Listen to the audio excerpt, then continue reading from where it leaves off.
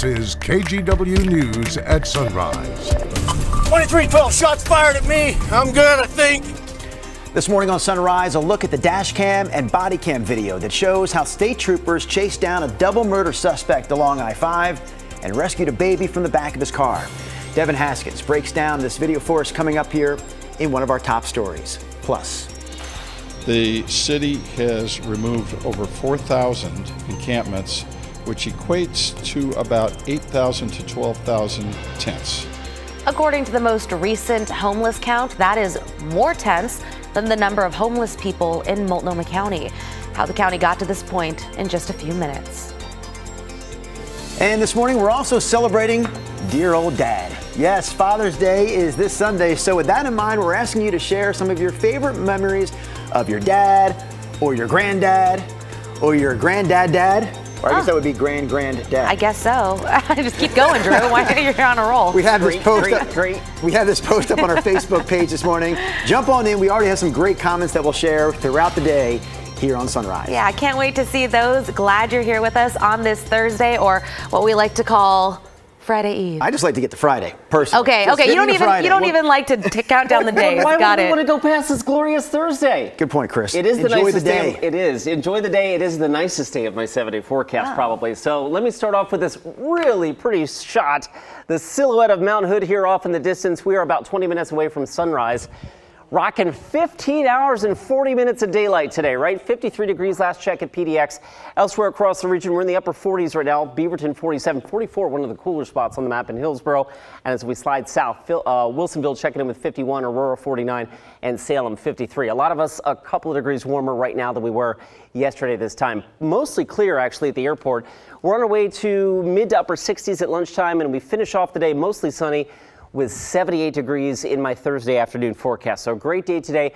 There is rain in the weekend forecast. I'm going to walk you through the timing of that with Futurecast in just a few minutes. First, let's give you a live look at the roads right now. And for that, we take you to Wood Village, Interstate 84, rolling right along the eastbound commute on I-84 coming towards your television screen with the headlights there. We'll take you down to West Lynn. That looks pretty good at 205 and 10th Street. And Wilsonville, we're rounding out the traffic report with all the W towns here. Wilsonville, I-5 northbound traffic looks like it's moving right along, guys. No unexpected delays out there just yet. Okay, thank you so much, Chris.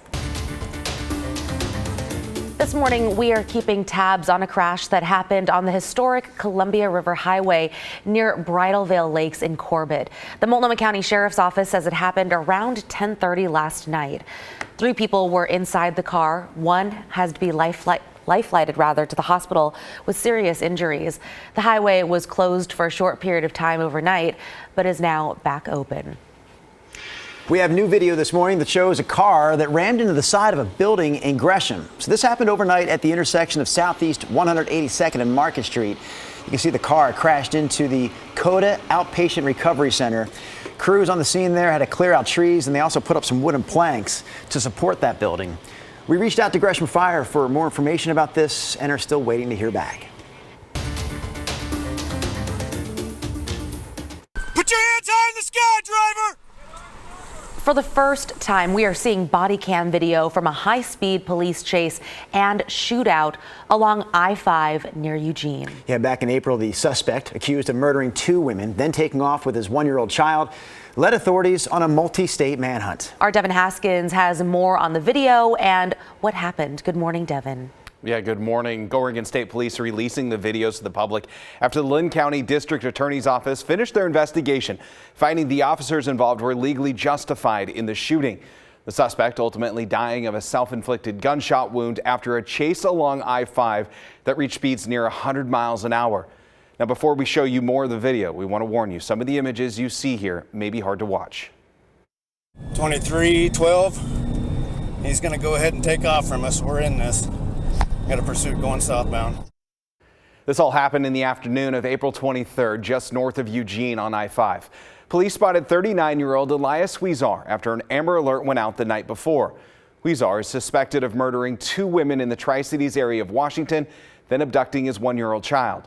Now, as officers close in on his car, they try to rear-end it, you see, spinning his car around and sending him into the shoulder. He's able to correct it and take off again. They try it again, and then there's an exchange of gunfire. No one's hurt, and the chase continues. Huizar then crashes his car a few miles down the freeway. Officers rushed to the car where they found him dead of a self-inflicted gunshot wound. The 1-year-old child inside was not hurt as officers rescued them from the car. Now, according to the police reports that prior to catching up to him on I-5, police and the FBI had tracked him to the Portland area after he used his bank card at an ATM. He was also spotted by a store clerk on Hayden Island. If you want to watch the unedited videos of the police chase, we have a link to the Oregon State Police's playlist in our story on KGW.com. Back to you. Thank you for that report, Devin. Let's get to some other local headlines that we're following for you this morning. Salem police arrested a third teenager for his involvement in the shooting death of a pet cat last month. The 15-year-old is charged with animal abuse, tampering with evidence, and interfering with an officer. Last week, police arrested 2 other teens on animal abuse charges stemming from that same incident. But they still haven't identified who actually pulled the trigger that night. The Salem police tip line is going to be on your screen here momentarily. There it is at the bottom. Investigators want anyone with information to call that number.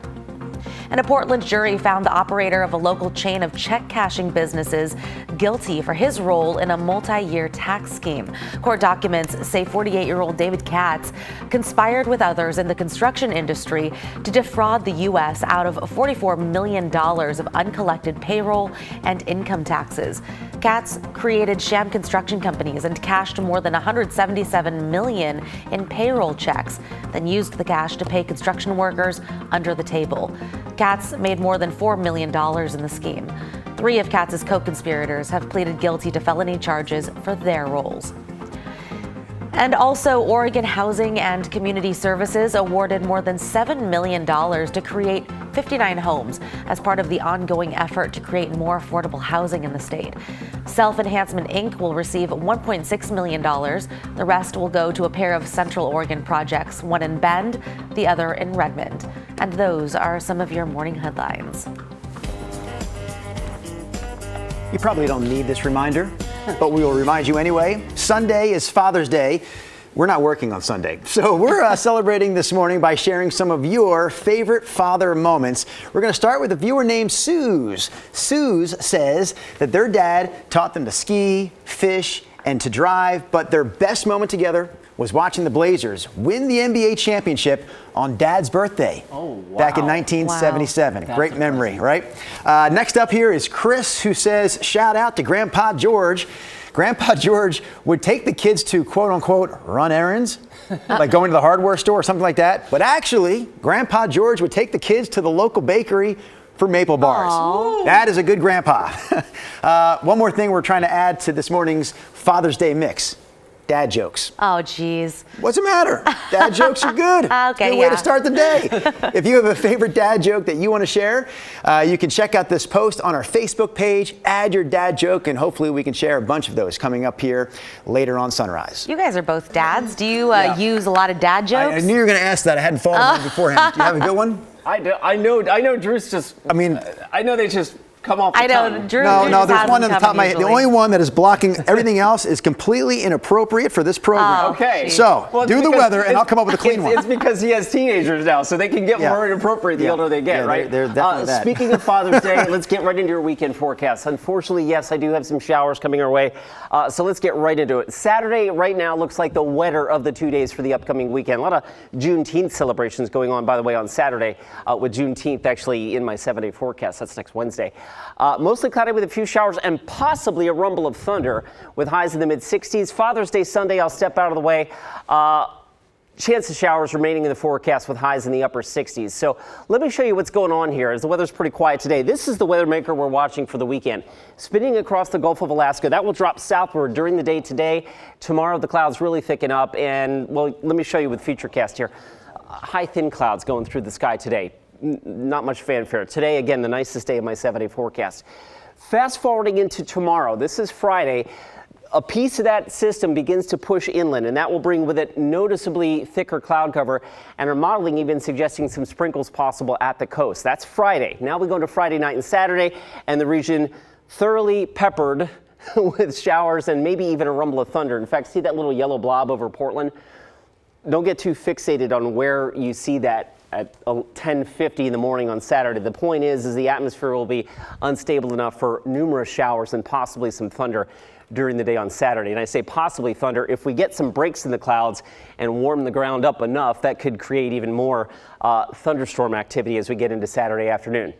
With that being said, it's not an all-day washout. I just want to let you know that we are going to get wet Saturday and probably Sunday as well, to the tune of 1/10 to 2/10 of an inch of rain on the I-5 corridor, and probably more than that at the coast and the Coast Range.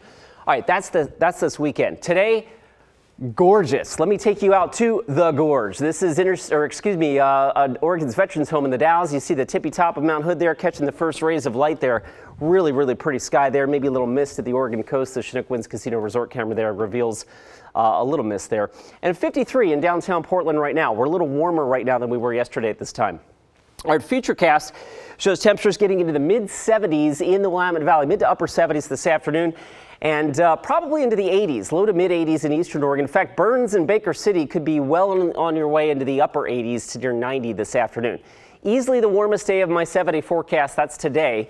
Clouds thicken tomorrow, 72, and then as we mentioned, on and off wet for the weekend. Saturday, Sunday, and now Monday, we have reintroduced a chance of showers there.